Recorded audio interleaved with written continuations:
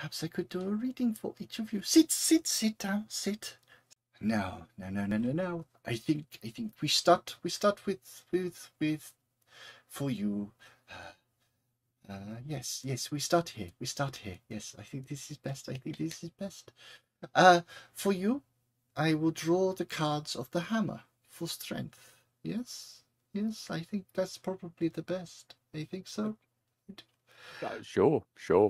Yeah, So that sounds like a plan. she takes 9 cards out of the deck, goes through, finds 9 cards, and she turns them over. And each of the 9 cards has a symbol of a hammer on them. Oddly, in different places. So for some, it's in the bottom corner.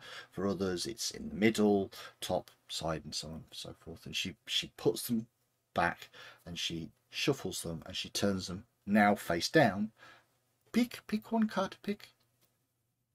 And he'll take a moment and just like think of like 3 different lucky numbers, and then just arbitrarily pick like the second one in from the left.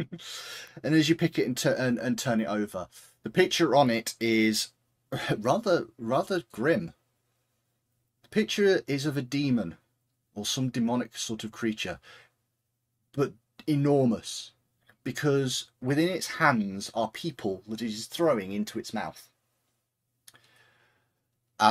Is not always the best card, but for you, because this is your card of choice, your roll card, as it were. This is the Fiend.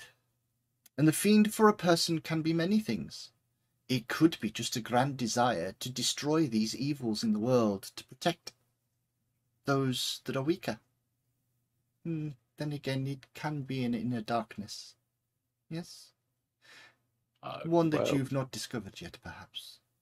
Well, possibly. I mean, the family's from old Cheliax, so well, we shall see. Maybe. She takes the cards, puts the 9 back together, and puts them into the deck and shuffles them. And then places 9 cards out. 3 in one column, 3 in a centre column, 3. These are the columns of the past, the present, and the future. We shall do the past first. And she turns over all of the cards.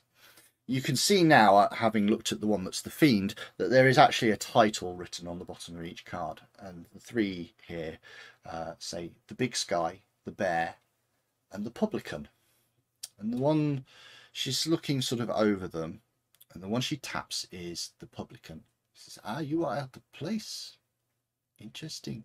Perhaps once upon a time you were misled in some way. Perhaps. Simply the prejudice that your race has to suffer and change the image of yourself, of who you are. Or perhaps something more sinister, something more deliberate. I do not know, but that has been placed in your past. She flips over the middle cards. These ones have a peacock, an injured soldier, and some sort of swamp with a glowing ball in the centre. Now then, your present is very vague, is it not? The peacock here would imply some sort of change in attitude would be for your betterment. The survivor would say that you need to go through some sort of rebirth.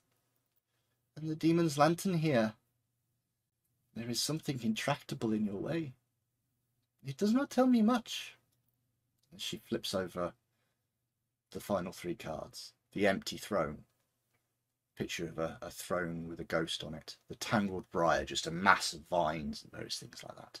And then the last one, as she turns it over, she kind of stiffens that. And at the bottom it says the snake bite. And it shows a dagger dripping with poison.